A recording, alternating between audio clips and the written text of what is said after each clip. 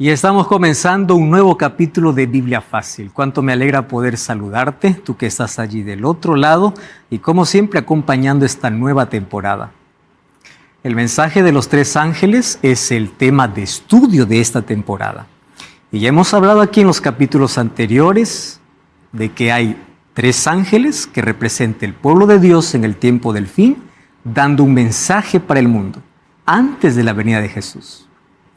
Ellos conocen el Evangelio eterno, mas el Evangelio, que es Jesucristo, también tiene algunos imperativos.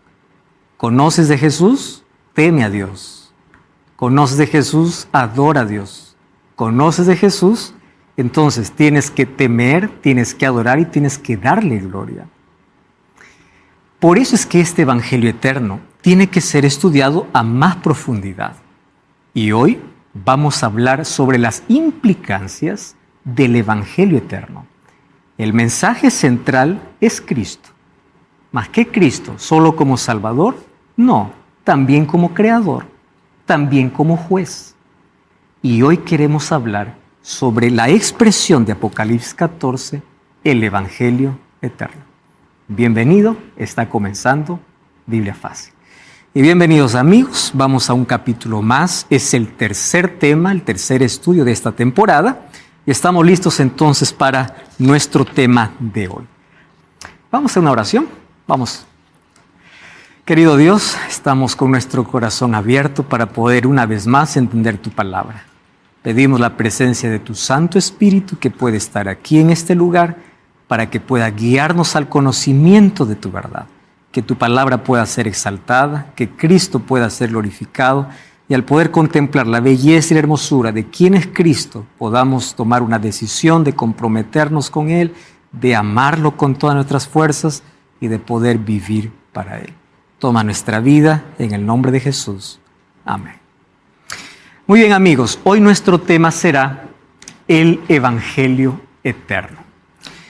Sobre el Evangelio eterno venimos hablando desde el primer programa, porque ya dijimos que la base de la predicación es el Evangelio eterno, y el Evangelio es Cristo. Y el Evangelio es eterno porque el Evangelio no cambia, el Evangelio es uno solo. Hoy vamos a ver qué cosa hace que este Evangelio pueda ser eterno, ¿por qué razón? Porque cuando uno tiene en la mente de eterno es algo que no tuvo un comienzo y no tendrá un final, ¿no? Es eterno. ¿Por qué dice Apocalipsis capítulo 14 que el Evangelio es eterno? Para nosotros, en nuestro concepto, el Evangelio apenas se necesitó cuando Adán y Eva cayeron en pecado, ¿verdad? Ahí necesitaban un Evangelio, las buenas nuevas, la buena noticia. Pero ¿por qué dice que es eterno? ¿Existió después del pecado? ¿Antes del pecado? ¿Cómo es esto? Vamos al texto bíblico. Apocalipsis 14:6 dice así: vi volar por en medio del cielo a otro ángel que tenía el Evangelio eterno para predicar a los moradores de la tierra, a toda nación, tribu, lengua y pueblo. Esta expresión nación, tribu, lengua y pueblo es parecida a la de Mateo 24:14, cuando Jesús dice: será predicado el mensaje a toda nación, tribu, lengua y pueblo, a todo el mundo, y entonces vendrá el fin. Antes del tiempo del fin, ¿cuál mensaje va a ser predicado? Este de aquí. Y este primer mensaje tiene que ver con el Evangelio eterno. Muy bien. ¿Qué cosa es el Evangelio? La palabra Evangelio es un término que significa buenas nuevas. Es interesante que la palabra evangelio es una de las palabras más mal comprendidas en el mundo. ¿Por qué razón? Muchos pueden creer que evangelio representa un conjunto de reglas. Evangelio representa un conjunto de prohibiciones. Muchos pueden creer que evangelio son restricciones. Porque cuando alguien habla, por ejemplo, él es evangélico o va a la iglesia, o ya te volviste evangélico, ¿qué cosa está en la mente de las personas? Ya te colocaste en una prisión. Ya estás restringido de hacer muchas cosas. Pero el Evangelio no es eso. El Evangelio es Cristo. Evangelio es libertad. Evangelio es buena noticia. Tanto así que el apóstol Pablo, en Romanos capítulo 1, versículo 16, él dice así: no me avergüenzo del Evangelio. ¿Y por qué no me avergüenzo del Evangelio? Porque es poder de Dios. Ustedes saben que el Evangelio era locura para los griegos, era locura para la cultura de ese tiempo. ¿Por qué razón? Porque para ellos concebir que un Dios se haga ser humano y muera era ridículo, totalmente. Mas Pablo dice: yo no me avergüenzo del Evangelio porque representa salvación. Es el poder de Dios. Muy bien, el Evangelio entonces son buenas nuevas. No es un conjunto de teorías o reglas. El Evangelio tiene por lo menos 4 características importantes en la Biblia. En primer lugar, el Evangelio fue diseñado por Dios en la eternidad. Ahí viene la pregunta: ¿cuándo? Eso vamos a ver ahora. Número 2. El Evangelio fue revelado por primera vez a Adán y Eva en la entrada del pecado. ¿Notan ustedes la diferencia? Fue diseñado en la eternidad, pero fue revelado después de la entrada del pecado, porque ahí era necesario. Número 3. La tarea del pueblo de Dios es predicar el Evangelio en todo el mundo. Y una de las cosas lindas es que el Evangelio será el tópico de estudio del pueblo de Dios por toda la eternidad. O sea, el Evangelio para nosotros es comprensible hasta cierto punto, pero hay tantas cosas del Evangelio que necesitamos conocer, y eso lo entenderemos en la eternidad. ¿Y por qué el Evangelio es tan simple y complejo a la vez? Por una razón sencilla, hablando de la simplicidad. La complejidad dejaremos para la eternidad. Hoy vamos a hablar de la sencillez del Evangelio. Primero vamos a entender cómo es que el Evangelio fue diseñado en la eternidad. ¿Por qué es eterno? Vamos a Apocalipsis capítulo 13. Apocalipsis capítulo 13, versículo 8. Comienza el texto diciendo así: la adoraron todos los habitantes de la tierra, cuyos nombres no estaban escritos desde el principio del mundo en el libro de la vida del Cordero que fue inmolado. Ahora, las versiones, la Reina Valera por lo menos dice que estaban escritos desde antes de la fundación del mundo. ¿Verdad? Muy bien. ¿Quiénes adoran a la bestia? Aquellos que sus nombres no estaban escritos en el libro y aquellos que no creyeron en ese evangelio. ¿Cómo entender la eternidad del evangelio? Primera de Pedro capítulo 1, versículo 18 hasta el versículo 20.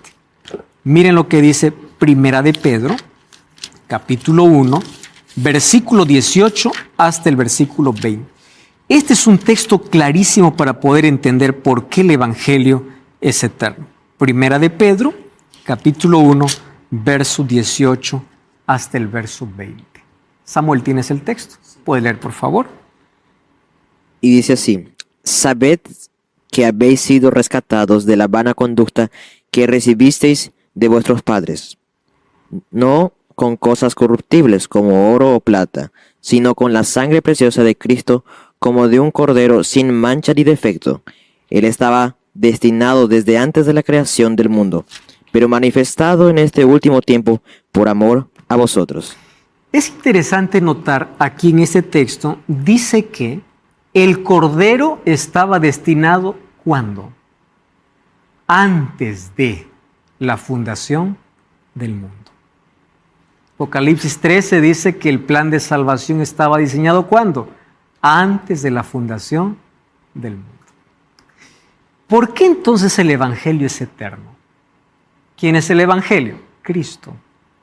Y Cristo estaba destinado ¿a qué?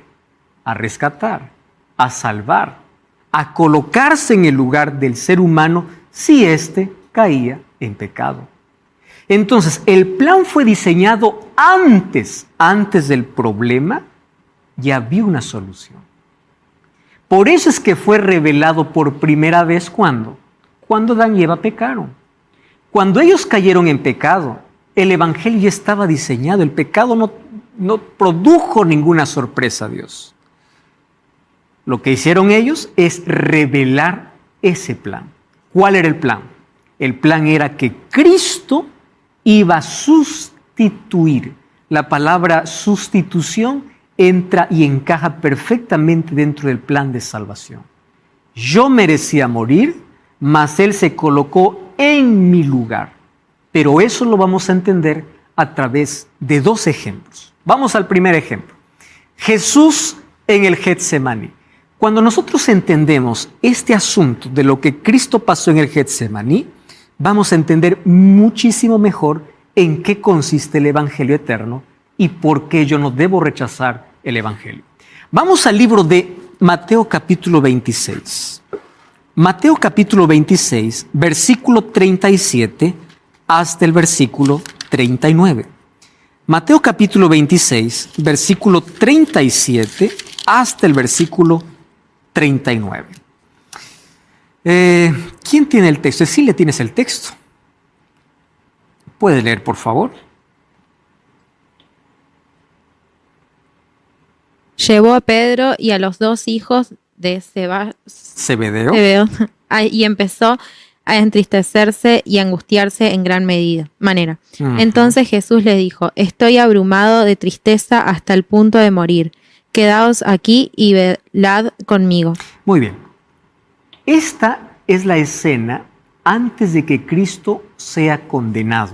O sea, después que participó de la cena, la última cena con sus discípulos, ¿fue para dónde? Para el Getsemaní. En ese trayecto, Él lleva a 3 de sus discípulos, se separa y les dice: mi alma está angustiada hasta la muerte. Vamos al versículo 42 y versículo 43. Por favor, continúa leyendo ahí. Por segunda vez se apartó y oró diciendo: Padre mío, si esta copa no puede pasar de mí sin que yo la beba, hágase tu voluntad. Volvió y otra vez los halló dormido, porque sus ojos estaban cargados de sueño. ¿Qué es lo que entendemos aquí en la cruz? Existen varias cosas que pudieron angustiar a Cristo. Cristo conocía qué misión había venido a cumplir. Él sabía lo que le esperaba. Él sabía que el precio para pagar por la salvación del hombre sería su propia vida. Conocía su misión. Solo que en el Getsemaní Él muestra lo peligroso que era colocarse y sustituir. ¿Y dónde se encontraba el peligro? Y allí hay dos expresiones. Mi alma está angustiada. Estoy triste hasta la muerte. Oren por mí. Muy bien, ellos no pudieron. Estaban tan cabezonentos que no oraron. Nuevamente Jesús fue. Y ahí vienen muchos comentarios y dice así: Jesús estaba triste y angustiado porque él sabía la muerte que iba a pasar. Es verdad, la crucifixión fue creada por los asirios, fue adoptada por los romanos. Y era una de las muertes más crueles de la historia. Una de las cosas más implacables. Imagínense tener que traspasar. O sea, pero no era el único hombre que iba a morir crucificado. Para los romanos, crucificar era cosa del día a día. Ahora, que Jesús sepa que va a ir a la cruz, imaginar y saber el dolor, eso lo tuvo angustiado. Porque más allá del dolor que iba a sufrir por el maltrato físico que él iba a soportar para pagar nuestra deuda, el problema no era la cruz. ¿Saben cuál era el problema? La copa de ira. ¿Qué cosa dice el texto bíblico que hemos leído? Cuando él se va a orar, ¿qué cosa le dice al Padre? Padre, si es posible, pasa de mí esta copa. Su muerte no sería como la muerte de un criminal. Su muerte no sería como la muerte de alguien que fue juzgado y va a ser ejecutado. Porque así han muerto muchos. La muerte de él sería peor que esa. Porque aparte del sufrimiento físico que Jesús tendría, ¿qué cosa tendría que soportar? La copa de ira de Dios. ¿Y de dónde sale la expresión copa de ira? Porque ahí apenas aparece: pase de mí esta copa. Eso vamos a verlo ahora en Apocalipsis capítulo 16. ¿De qué tipo de copa estaba hablando Cristo? Entonces le dice, Padre, yo no quiero beber esta copa. ¿Qué cosa era la copa de ira? La distancia que iba a tener entre él y su Padre por causa del pecado. El dolor físico era una cosa, pero la separación del Padre para beber la copa de ira solo era otra cosa. Entonces, ¿qué cosa le angustia a Jesús? Lo que le angustia a Jesús no es la muerte de cruz simplemente. Lo que le angustia a Jesús es la copa. Y él se va, y ustedes saben que en el Getsemaní literalmente pudo definirse la salvación. Ya estaba planeado, ya fue revelado, pero en el Getsemaní pudo desistir. Jesús pudo decir, ¿sabes qué, Padre? Dejamos nuestros planes, yo vuelvo al cielo. Que el ser humano por pecador reciba esta copa. ¿Por qué tengo que beberla yo? ¿Por qué tengo que beber la copa que el ser humano necesita? Cuando él se va y ora, le dice, Padre, si es posible, quita de mí esta copa. Más le dice, más que se haga tu voluntad. ¿Qué cosa hubo del Padre? Solo silencio. ¿Y el silencio qué cosa significaba? Es la voluntad. Vamos a continuar. Ese es el plan. Tú vas a beber la copa de ira que el ser humano necesitaba beberla. Ahora, ¿quién es el que da literalmente esa copa? Mira lo que dice Juan capítulo 18, versículo 11. Juan capítulo 18. Interesante, ¿no? Juan capítulo 18, versículo 11, para ver hasta dónde el pecado puede herir a Dios. Juan capítulo 18, versículo 11, dice así. Jesús entonces dijo a Pedro, mete tu espada en la vaina. ¿Por qué? ¿Qué cosa dice allí? La copa que el Padre me ha dado, ¿no la he de beber? ¿Qué cosa estaba intentando Pedro? Queriendo defender a Jesús, queriendo impedir que él vaya a la cruz.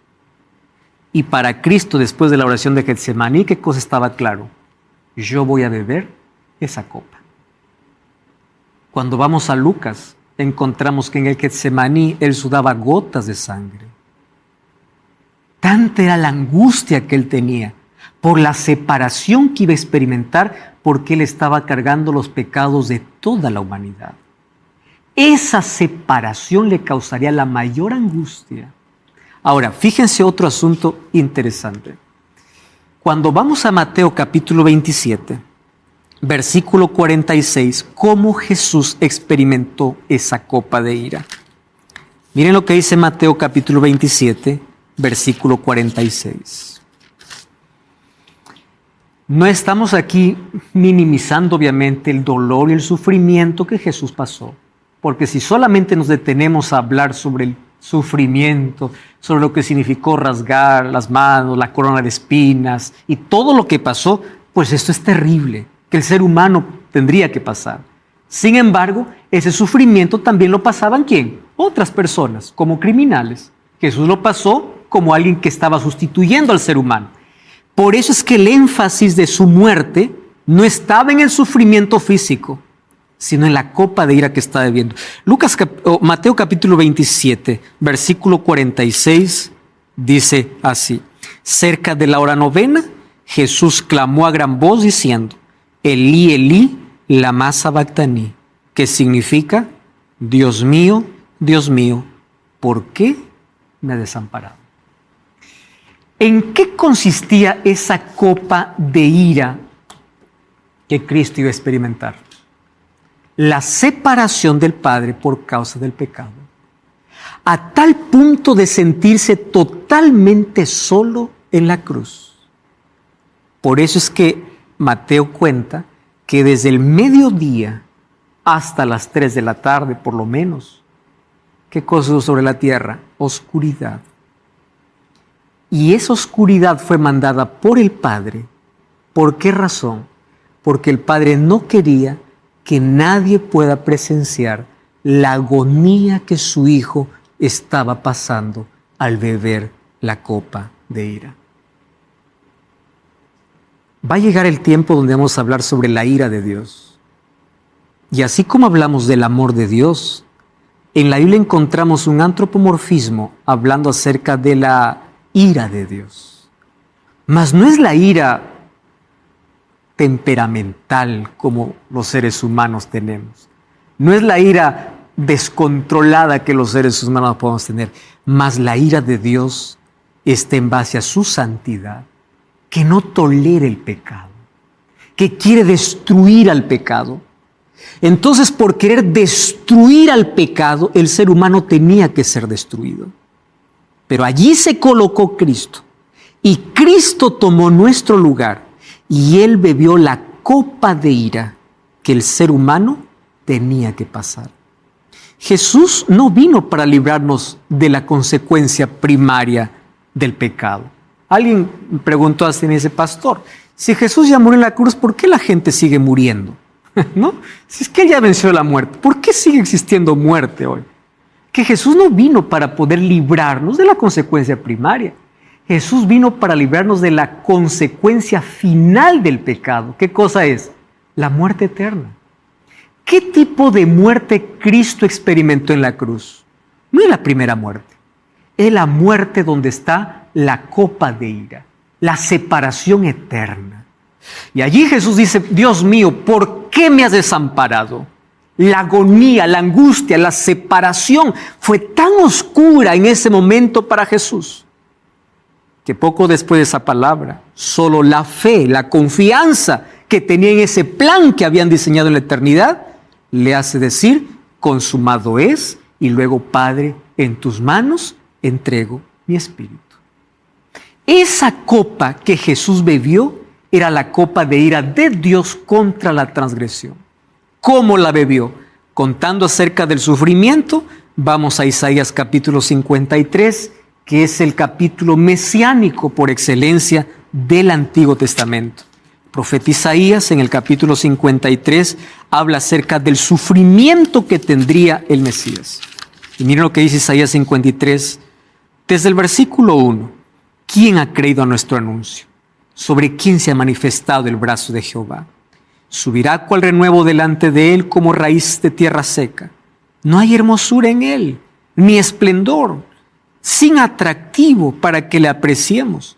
Despreciado y desechado entre los hombres, varón de dolores, experimentado en sufrimiento, y como que escondimos de él el rostro, fue menospreciado y no lo estimamos. Llevó nuestras enfermedades, sufrió nuestros dolores. ¿Y cómo termina esa expresión? Presten atención a esa expresión. Pero nosotros lo tuvimos por azotado, como herido y afligido. ¿Por quién dice?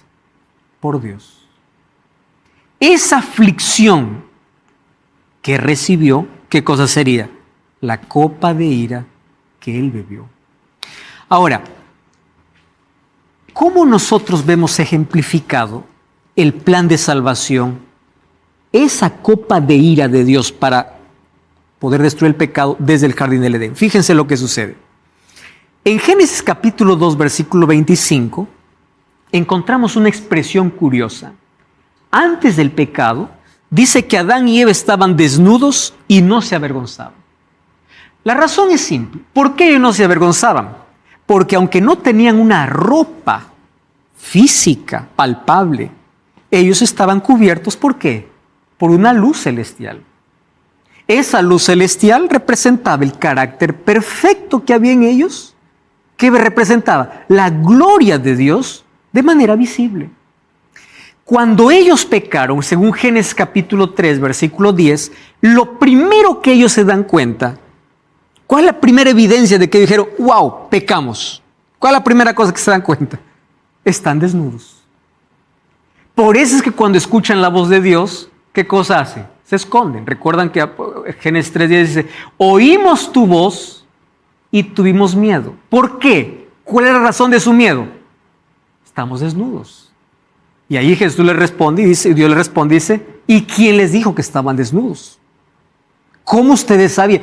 ¿Qué cosa es lo que perdieron? La santidad, la luz que los cubría, ¿y qué perdieron? La gloria de Dios. ¿Qué dice Romanos 3:23?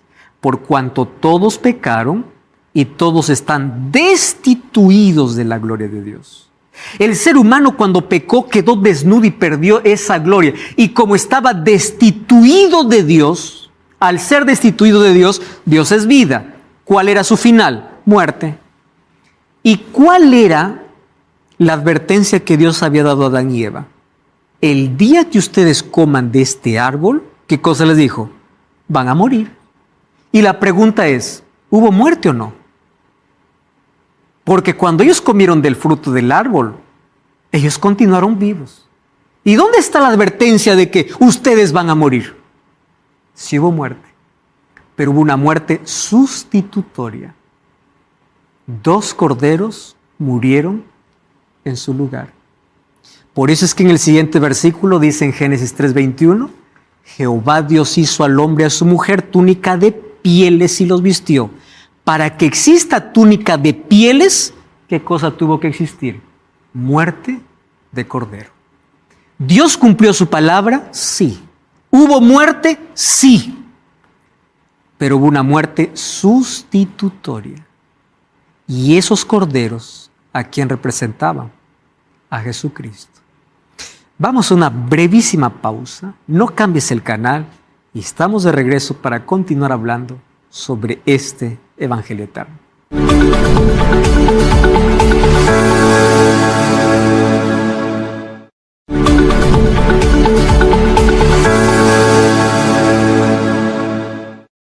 Estamos de regreso aquí en Biblia Fácil. Tú puedes acompañar esta temporada teniendo una revista en mano. Curso bíblico Biblia Fácil Apocalipsis te mostrará de manera detallada los temas que hoy estamos aquí presentando y además de eso fortalecerás tu vida.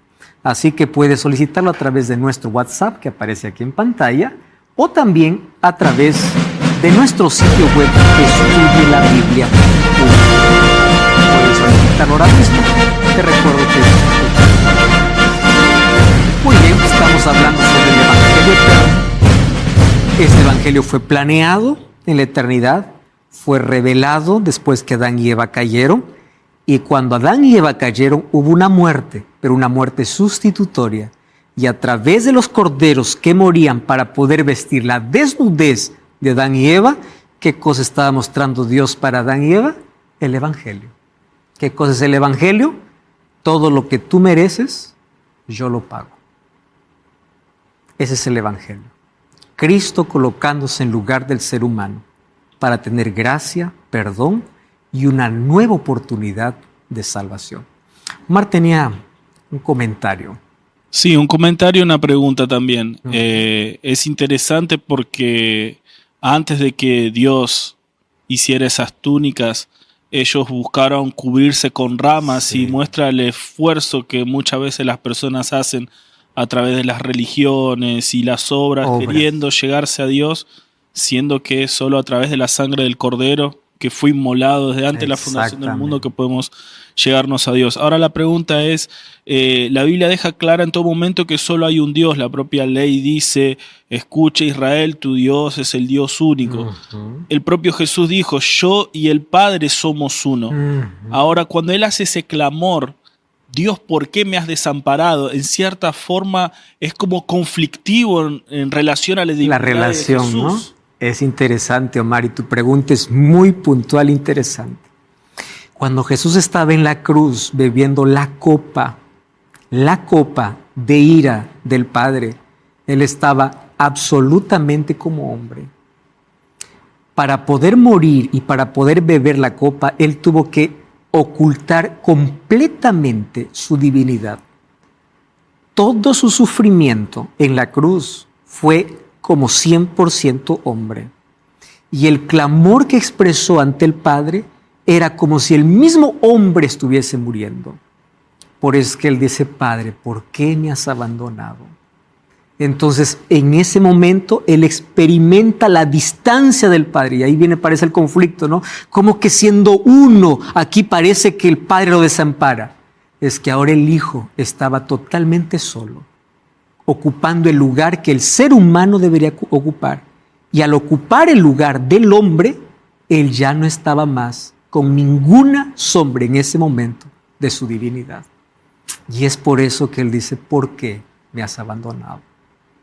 Eso era nuestro destino, ¿no? Eso era lo que nosotros teníamos que pasar. Ahora, allí en el jardín del Edén, ustedes, yo no sé la experiencia que algunos de ustedes tienen. Una cosa es ver un animal muerto, pero otra cosa es ver morir, ¿verdad?, a un animal.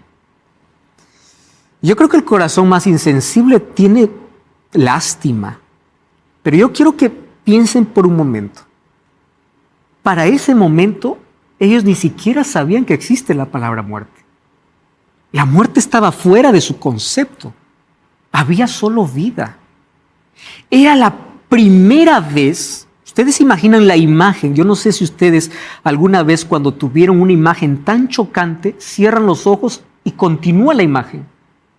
Y ustedes pueden pasar tantos años en la vida y parece que la imagen queda porque fue una imagen tan chocante.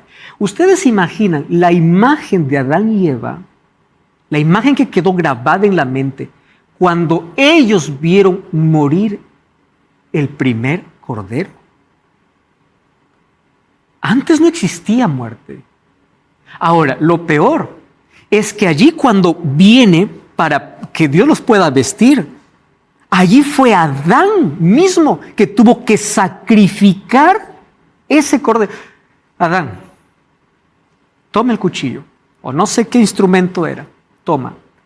Tú rasga ese animal. Yo sí, tú. ¿Ustedes se imaginan la mano temblando de este hombre y al ver por primera vez la sangre saliendo, al ver morir un animal inocente? Con esas pieles yo te voy a cubrir tu desnudez. Pero quiero que sepas que ese símbolo representa a alguien que va a tomar el lugar del ser humano porque lo que acabas de hacer trajo la muerte. ¿Por qué lo sabemos eso? Porque en el sistema de sacrificios del santuario, que era la sombra del verdadero sacrificio de Jesús, quien mataba al animal, que era la ofrenda por causa del pecado, no era el sacerdote, era el propio pecador, que agarraba el cuchillo y sentía el dolor de poder estar maltratando y desangrando, matando a un animal que moría en su lugar. Miren, ven, si nosotros tuviésemos más conciencia del precio que Cristo pagó por nuestro pecado, nosotros odiaríamos más el pecado. Hoy el pecado es considerado como algo tan simple, ¿no? Tan leve. Peco, perdón. Comienzo a jugar incluso con el pecado. Pecado para algunos no pasa de ser un concepto solamente religioso. El pecado puede ser ofensa. Si alguien dice estás en pecado, alguien puede ser ofendido. Pero el pecado trajo la muerte de Cristo. Trajo que Cristo pueda beber la ira de Dios. Y esa copa de ira lo vamos a ver de aquí en breve, de qué se trata. Juan 19, 23 y 24 dice así: cuando los soldados hubieron crucificado a Jesús, miren lo que sucede. Tomaron sus vestidos y lo hicieron 4 partes. ¿Qué tomaron? Su túnica, lo cual era sin costura. Dijeron entre sí: no la partamos, sino echemos suerte sobre ella. ¿Cuál es la imagen que tiene Jesús en la cruz? La imagen de Adán y Eva después de pecar. Cuando Jesús toma nuestro lugar en la cruz, lo toma exactamente en la misma situación como estaba Adán y Eva. ¿Cómo estaba Adán y Eva después del pecado? Desnudo. ¿Cómo está Jesús en la cruz? Desnudo. Toma exactamente el lugar, solo que aquí no hay muerte de cordero. Aquí Jesús mismo muere. Él mismo es el cordero que fue sacrificado para vestir a Adán y Eva su desnudez. Ahora, su sangre es la que nos da garantía de salvación. Su sangre es la que nos perdona y nos salva. Es la justicia de Cristo. Es el precio que Él pagó en la misma situación de donde el pecado dejó a Adán y Eva. Y es Él quien nos justifica. Vamos ahora para el libro de Apocalipsis. Apocalipsis capítulo 16. Antes de leer el capítulo 16, vamos a leer un versículo antes, el capítulo 15. Apocalipsis capítulo 15. Miren lo que dice el versículo 1. Después leemos el 16. Vi en el cielo otra señal grande y admirable, 7 ángeles con las 7 plagas postreras, porque en ella se consumaba, ¿qué cosa dice que se consumaba? La ira de Dios. Vamos al capítulo 16. 16:1. Oí desde el templo una gran voz que decía a los 7 ángeles: id y derramad sobre la tierra las 7 copas de la ira de Dios. Y aquí entramos en un conflicto tremendo. ¿Cuál es el conflicto? ¿Por qué la ira de Dios se derrama de nuevo si ya fue derramada en la cruz? Si la copa de ira de Dios, Cristo ya la bebió. ¿Por qué aquí aparece nuevamente la copa de la ira de Dios manifestada en 7 plagas sobre la tierra? Cuando entendamos esto, vamos a tener una comprensión mucho mejor del Evangelio. ¿Qué cosa es lo que sucede aquí? Fíjense aquí. Cuando estos ángeles derraman sus copas de la ira de Dios sobre la tierra, dice que hay un grupo que no bebe la copa de ira de Dios. ¿Recuerdan el texto de Apocalipsis 14? Vamos a volver a capítulo 14. Apocalipsis capítulo 14, en el mensaje de los 3 ángeles que nosotros estamos estudiando. Apocalipsis 14. Vamos a leer el versículo 9 y 10. Tercer ángel le siguió diciendo: si alguno adora a la bestia a su imagen y recibe la marca en su frente o en su mano, ¿qué dice? Él también beberá, ¿qué cosa beberá? Del vino de la ira de Dios, que ha sido vaciado puro en el cáliz de su ira, y será atormentado con fuego y azufre delante de los ángeles y del Cordero. Presten atención aquí. La ira de Dios ahora se derrama sobre aquellos que no obedecieron el mensaje del primer ángel y del segundo ángel. ¿Cuál es el mensaje del primer ángel? El Evangelio eterno, Cristo. ¿Cuál es el mensaje del primer ángel? Teme a Dios, adora a Dios, da gloria a Dios. Si es que dice, tú no obedeces el mensaje del primer ángel y el mensaje del segundo ángel, ¿cuál es? Ha caído Babilonia. No participes de su adoración. No participes, porque si tú participas, también beberás de la ira. Quiere decir que aquellos que no beberán de la ira de Dios son aquellos que aceptaron el Evangelio eterno, aceptaron a Cristo como su Salvador. Ellos no beberán de la ira. ¿Por qué? Porque al aceptar a Cristo como mi Salvador, Él se coloca delante de mí y Él ya bebió de la ira de Dios por mí. Cuando yo no acepto a Cristo como mi Salvador, yo estoy despreciando el sacrificio de Cristo en mi favor. Y cuando desprecio el sacrificio de Cristo no tiene efecto en mi vida. Y como no tiene efecto en mi vida, ¿qué va a pasar conmigo?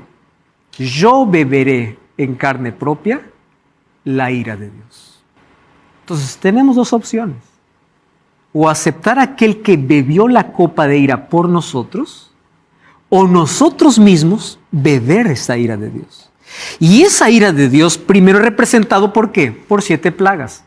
Es interesante que hay una comparación extraordinaria entre el libro de Ezequiel y el libro de Apocalipsis con 2 naciones que primero aparecen como literal y luego de manera simbólica. Vamos a Ezequiel capítulo 39. Miren lo que pasa. Ezequiel capítulo 39, versículo 17. Ezequiel capítulo 39, versículo 17 hasta el versículo 19.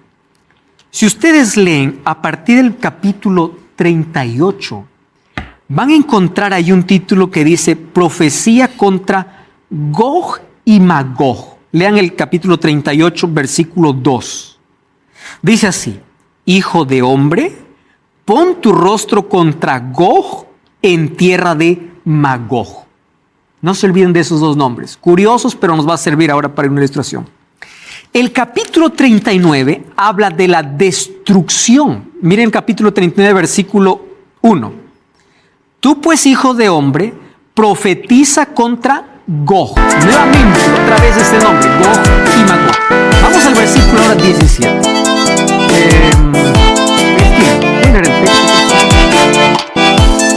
Así dice Dios el Señor: yo estoy contra ti, Gog, príncipe soberano de Mesec y Tubal.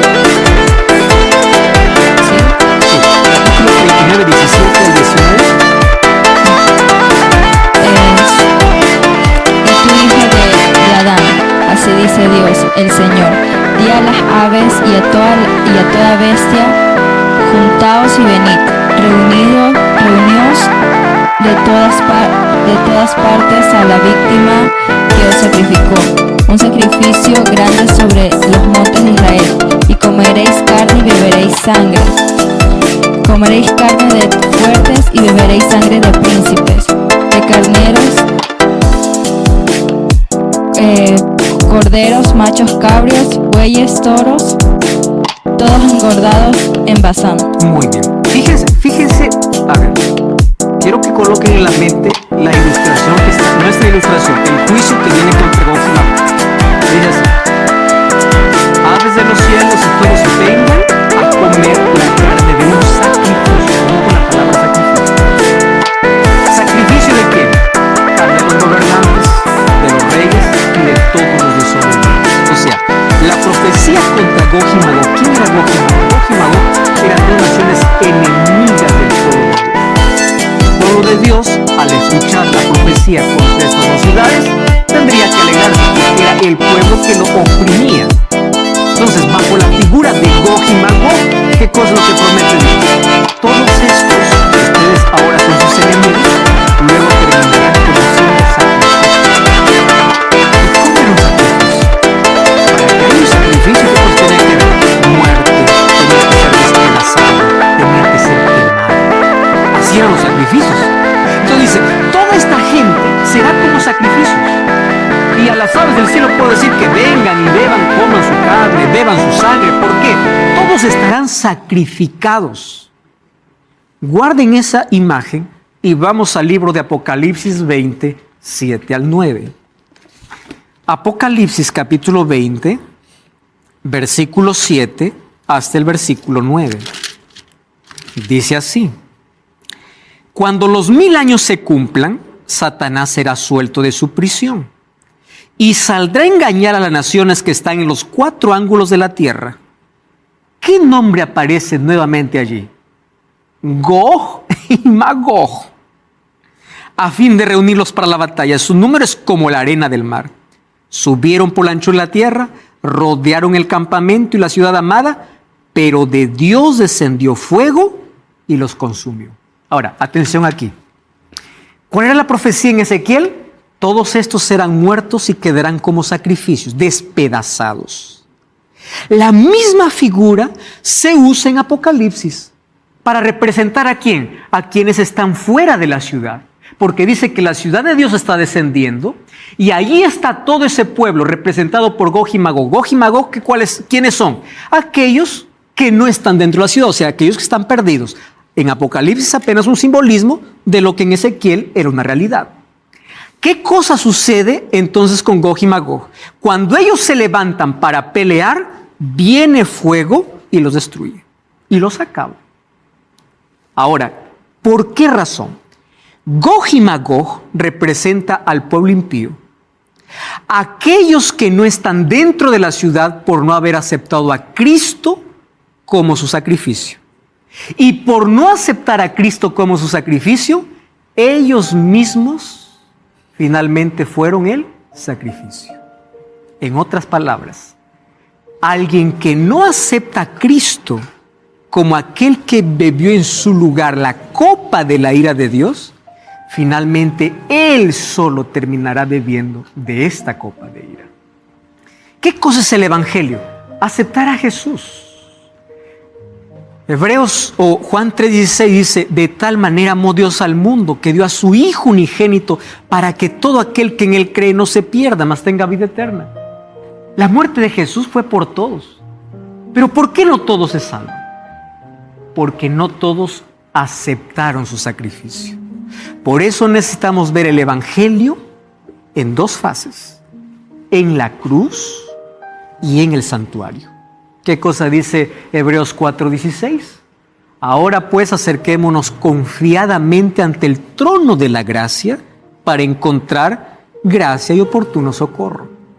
Porque si Cristo murió por toda la humanidad en el Calvario, solamente se salvarán aquellos que aceptan ese sacrificio, aceptan que Jesús bebió la copa de ira por ellos y se esconden en Jesucristo, caminan con Jesucristo, son vestidos por Jesucristo. Ellos no beberán más la copa de ira, porque Cristo ya las bebió por ellos. Y al no beber la copa de ira, ellos entonces ya no reciben ni las 7 plagas, ni la muerte segunda, que es la muerte eterna. Eso es el Evangelio, librarnos de la muerte eterna. ¿Qué cosa tenemos que hacer? Creer. Y como dice Gálatas 3:26 y 27, nosotros podemos ser adoptados a la familia de Dios. Podemos ser revestidos de Dios. ¿De qué manera?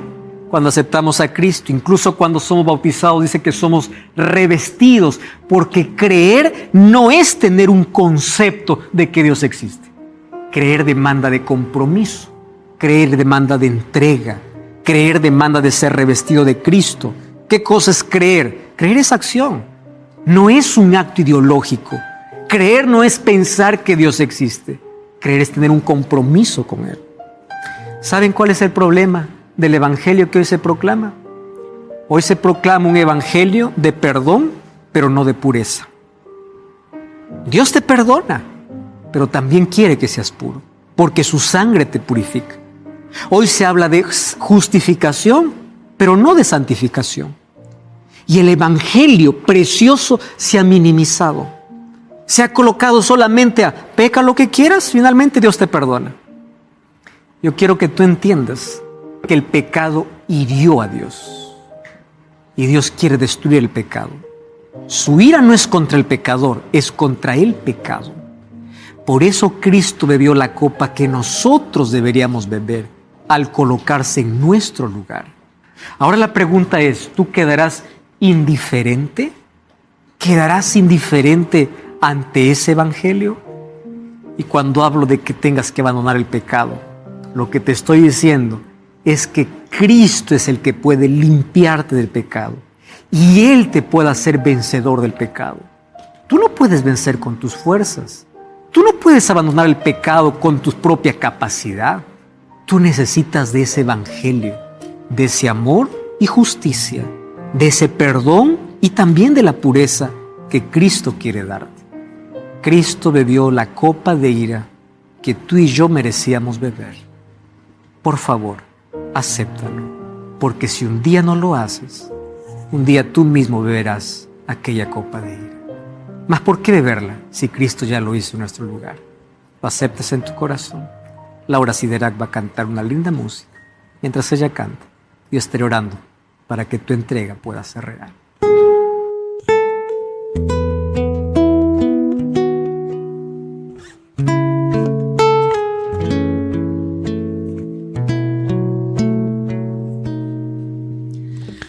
Antes del pecado ya existía un Salvador dispuesto a morir. Tan solo un sacrificio valería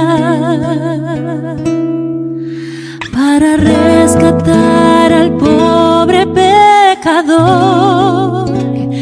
Dios, al ver la injusticia tan cruel, lastimó su corazón. Y en Jesús todo dejó y descendió su amor nos conquistó.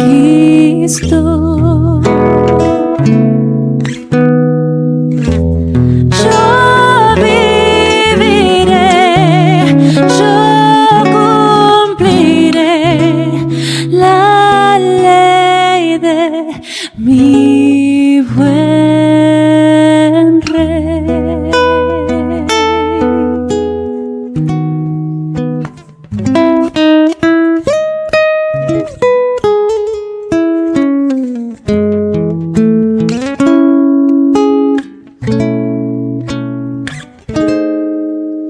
En semejanza de hombre lucharía, unido en oración con la divinidad. Ejemplo de victoria nos daría para resistir a toda tentación. En la cruz nuestra sentencia Él pagó, consigo nos reconcilió. Y en Jesús yo puedo ver quién puedo ser, viviendo por la fe. Yo viviré la ley de mi buen rey.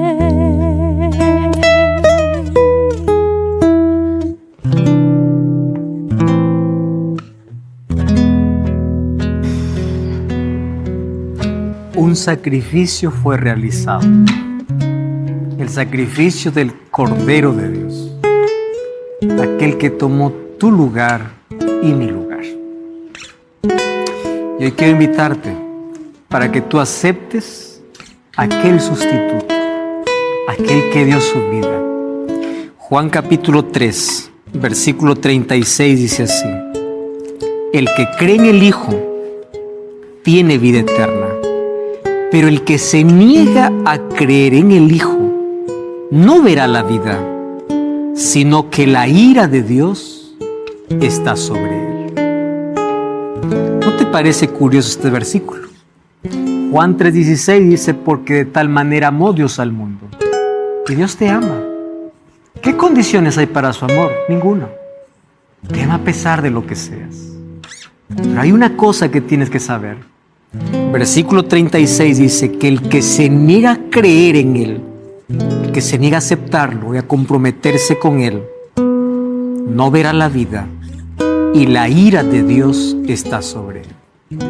Las personas no se perderán por sus grandes pecados cometidos, se perderán por no aceptar la gracia de Jesucristo, porque la gracia de Cristo no solo te salva, también te transforma. ¿Tú aceptas ese sacrificio en tu vida? ¿Aceptas ese evangelio eterno? Ora conmigo. Gracias, Señor, por tu palabra. Gracias por mostrarnos la belleza de aquel evangelio eterno. Hoy aceptamos a Jesucristo como nuestro Salvador. Que puedas colocar en nosotros las vestiduras de justicia. Que Cristo pueda ser el centro de nuestra vida. Y que a partir de hoy podamos caminar tomados de tu mano. Toma nuestro corazón, acepta nuestra entrega en el nombre de Jesús. Amén. Amén. Amén. Amén.